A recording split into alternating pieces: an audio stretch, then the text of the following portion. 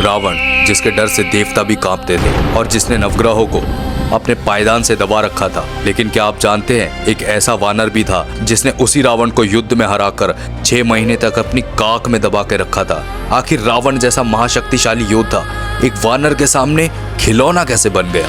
कहानी है उस समय की जब लंकापति रावण अपने बल के अहंकार में चूर होकर दिग्विजय यात्रा पर निकला था। उसे लगने लगा था कि इस संसार में उसे अब कोई नहीं हरा सकता।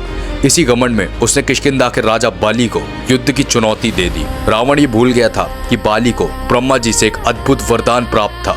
वरदान ये था कि जो कोई भी बाली के सामने युद्ध के लिए आएगा, उसकी आधी शक्ति खींचकर बाली के शरीर में समा जाएगी। जैसे ही रावण ने बाली पर हमला किया, वरदान का प्रभाव हुआ और रावण की आधी शक्ति बाली में समा गई। अब बाली के पास अपनी पूरी शक्ति थी और रावण की आधी शक्ति भी थी। परिणाम, बाली ने रावण को एक बच्चे की तरह पकड़ लिया और उसे अपनी कांख में दबा लिया। रावण ने छूटने की बहुत कोशिश की, अपने मायावी शस्त्र भी चलाए, लेकिन बाली की पकड़ लोहे से भी ज्यादा मजबूत थी। बाली का नियम था, वो रोज सुबह चारों दिशाओं की समुद्र की परिक्रमा करता था।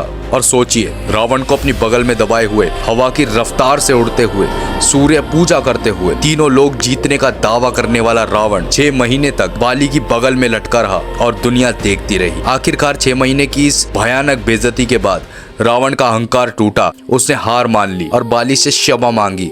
आखिरकार बाली ने उसे माफ कर दिया और दोनों के बीच में मित्रता हो गई। ये घटना हमें ये सिखाती है कि शक्ति चाहे कितनी भी ज्यादा बड़ी क्यों ना हो, अहंकार उसे एक ना एक दिन मिट्टी में मिला ही देता है।